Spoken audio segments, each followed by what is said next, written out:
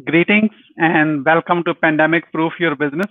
I'm your host, Mohammed Siddiq from Atlanta, Georgia, and we bring a guest from all around the world who can share their experiences, how they are living the life right now on their business, so we can learn together a lot from them and implement it right now because we are in a pandemic situation right now and we were not trained for this. So we are learning on the job right now. And today you can see it. We will have a conversation with the CEO of Upstock.io and founder of CouchSurfing with over 20 million members all around the world and TEDx speakers, Casey Fenton. Casey, welcome. Thank you, Sadiq. It's a pleasure to be here. Uh, yeah, thank you. For everyone else who doesn't know Casey Fenton is the CEO of Upstock, which makes it easy for a small business to create a worker equity plan accessible to everyone. He is also the founder of CouchSurfing and safe service allowing travelers to find hosts offering free accommodation. In addition to being a CEO and founder, CEO Casey speaks extensively on trust, collaboration, and hacking human ego to produce enhanced cooperation. He has spoken at Stanford Business School and TEDx, and also as a keynote speaker on many other places all around the world. And more on Casey at CaseyFenton.com. Casey, welcome. Thank you so much. Before we start, we're asking you a lot of questions.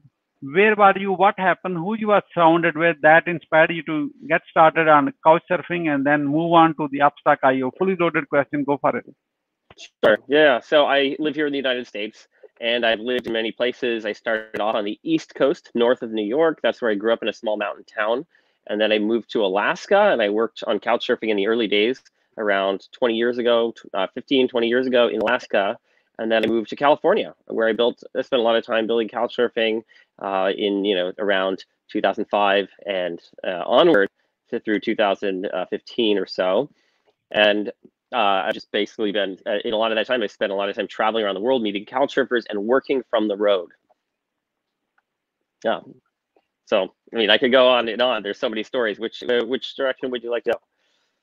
So, it's okay. Then you moved on to Upstock.io. Then how you can, what's the transition? Yeah, sure. I mean, I worked on couchsurfing for 10 years. We were a nonprofit. We started that way. We wanted to be a nonprofit originally, but we couldn't. The government wouldn't let us. They said hosting and surfing is not a charitable activity, which was kind of sad. So we went about going to Silicon Valley to see if Silicon Valley would have us, and we were able to make a home here. That's where I live right now. I live in Silicon Valley, in San Francisco, and so I've really gotten to spend the last 10 years or so in Silicon Valley, working with startup founders, working in the ecosystem, and I've certainly learned a lot. And I try to help founders and companies as much as I can.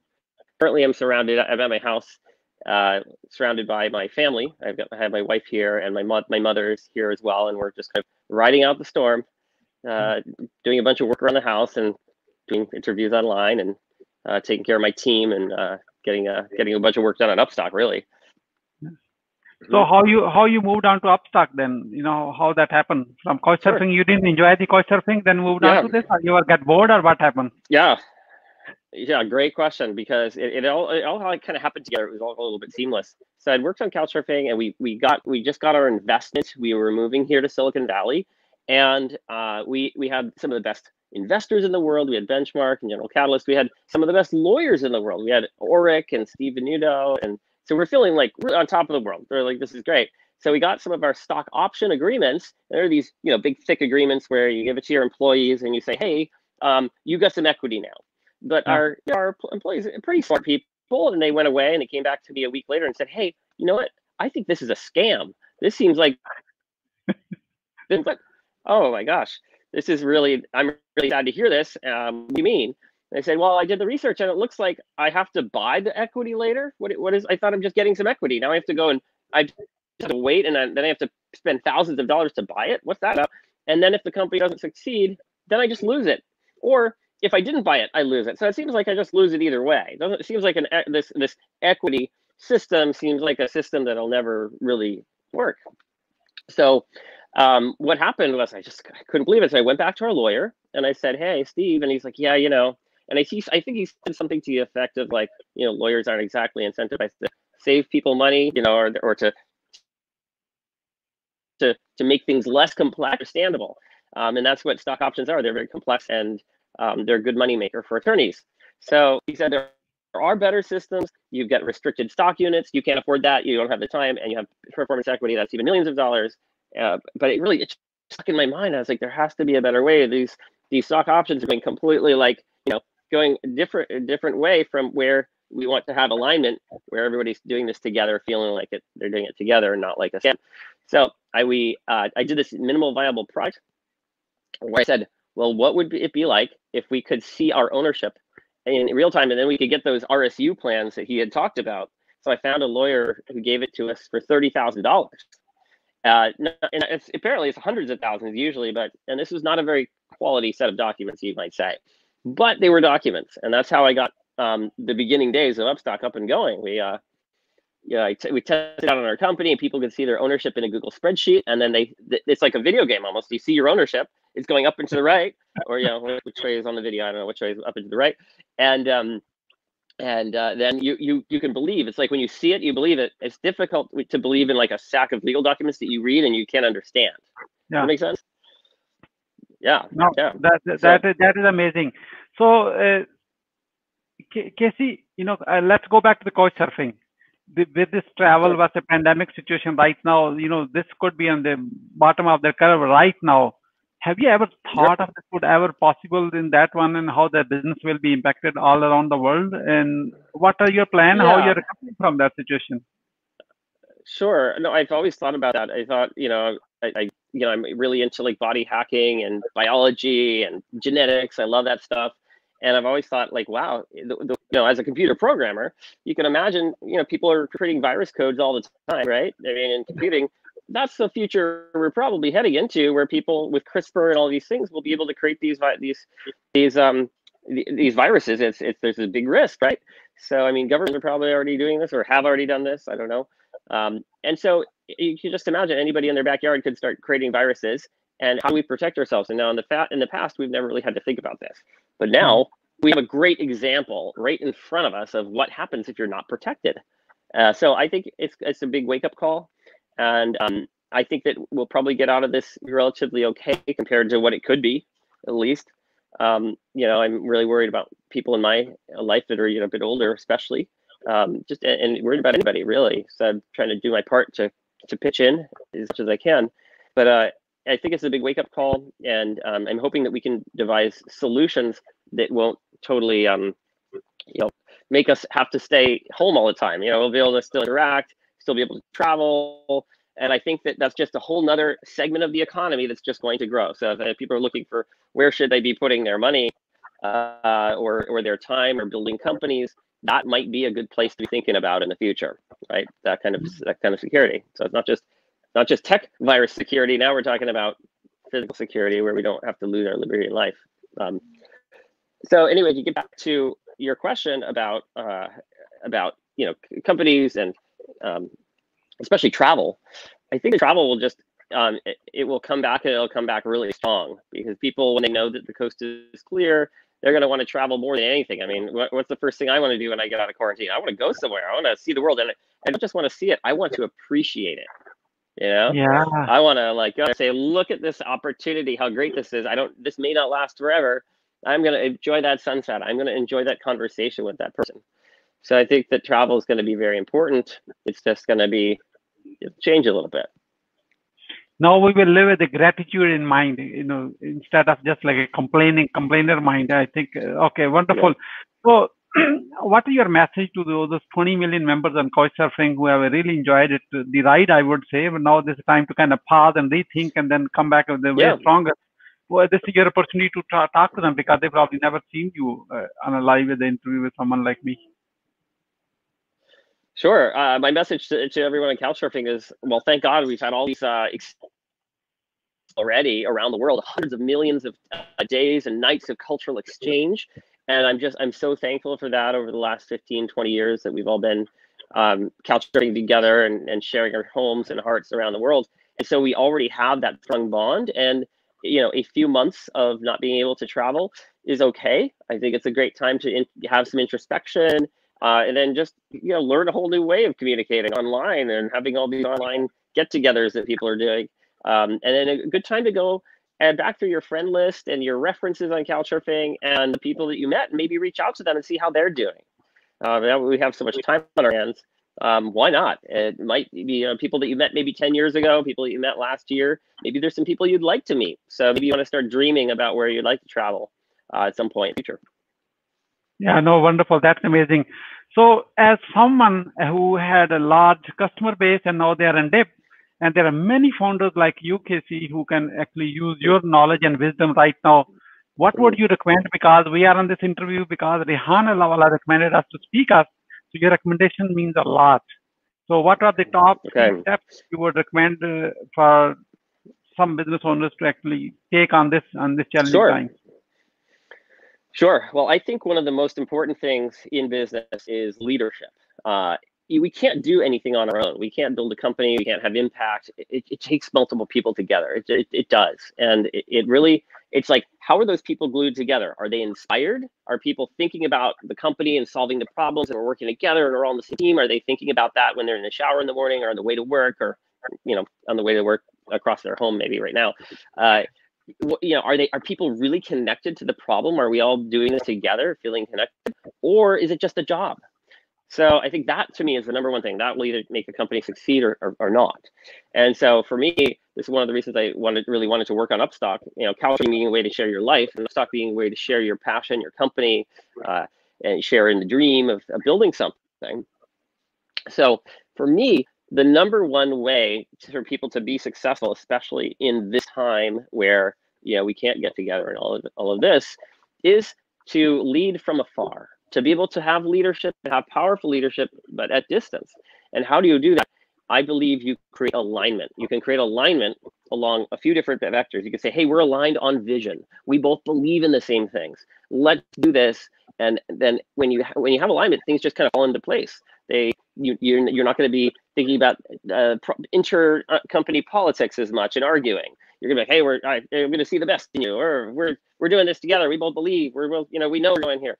The other powerful thing is knowing that the people who started the company, the founders, the people in charge, are totally aligned financially. Like they're gonna get rich or they're gonna make a bunch of money, but you feel like you're just being used as a worker. Well, that's not very fair. That's not inspiring, and that's not alignment. So I'm just gonna be thinking, just time for money. And that's what some of my programmers had in CouchSurfing. When I brought them that stock option plan, it was really sad. I said, we can't work like this. We have to create true alignment. They have to believe in it, and I have to believe that they believe, and we all believe. We gotta believe together.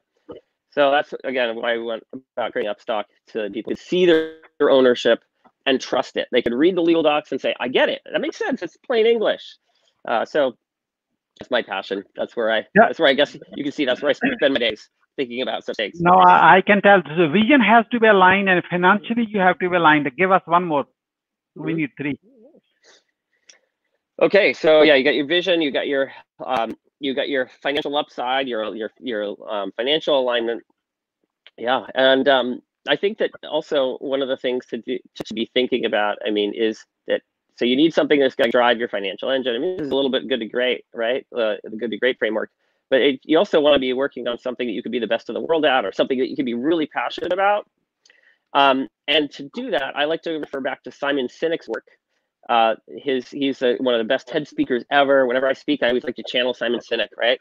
He likes to, what he talks about is, it's instead of talking, and we tech people like to do this all the time, we like to talk about what it is, and then eventually talk about why we're doing it.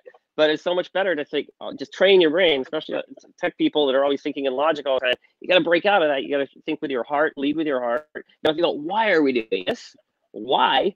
And then, how are we going to do it? And then what are we going to do? Well, that'll change and modify. But why are we doing this? You got to lead with the why. And getting in touch, we have a lot of time here at home right now, and now it's less busy, less distraction. So now's a good time to think about your why. Why are you doing what you do? I think that's one of the most powerful things you could be thinking about right now. Why we do what we do. That's a very, very powerful. Simon is I inspire myself whenever I feel down watching his TED talk. That's one of that. I watch so many times, however, still is not enough. We need to know why always more and more. So, so on Upstock.io, in this pandemic situation, what's the impact and how you're moving forward the next few years from now? Sure. So we already raised $700,000, so we're getting close to $1 million now. We've just had 2 years of testing and beta testing with hundreds of companies, hundreds of thousands of hours, people all over the world, companies all over the world, and we're just about to launch our beta. So right now the legal docs work in the United States, and now they're about to start working in 40 countries around the world, which is really exciting. So what people will be able to do is they go to Upstock, they can just sign up for our newsletter, and they'll find out when we launch that, which is we're working at finishing up those documents. And then what they'll be able to do is they'll be able to, with their company, they'll be able to say, here's the name of my company, here's where I'm organized, and I want to create a pool of equity for the workers. And I could create it as small, like 1%, 2%, whatever. And what that does is a lot of founders are afraid, well, what if I give up equity, or what if somebody gets ownership and then they're going to control my company? But it doesn't work like that. We solved those problems. Those are all solved. It's like the equity is just the best of what you need. It's like the multi-million-dollar equity plans that normally take billions of dollars to afford, but we bring it to everybody for a very, very low cost. Yeah. So that people can get the best and collaborate. So it's super simple. You create a pool. You can add people to the pool, and then they can see their ownership in real time, either as they record their hours or they invest some time in weeks or months or years, whatever you want. It's very flexible. And then people, if the company ever gets sold, or if the company ever reaches an initial public offering, then you get your slice of the pie. And it's that simple. And until that day, you can see it changing like a little stock market of sorts, just within there. And so it keeps it real and it keeps it fun. No, wonderful. That is amazing. So in fact, this post-pandemic situation, many founders like you have to group together now. This is the time to get on Upstock.io and then actually come up with the new solutions, because we need a lot more solutions now in this next post-pandemic situation right now. So Casey, as I promised, we have only last few minutes left. You are on a pandemic proof your business show. What would you say to your best friends about post-pandemic proof your business show when I'm not there? Can you ask the question again? What would I say about this show, or what would I say?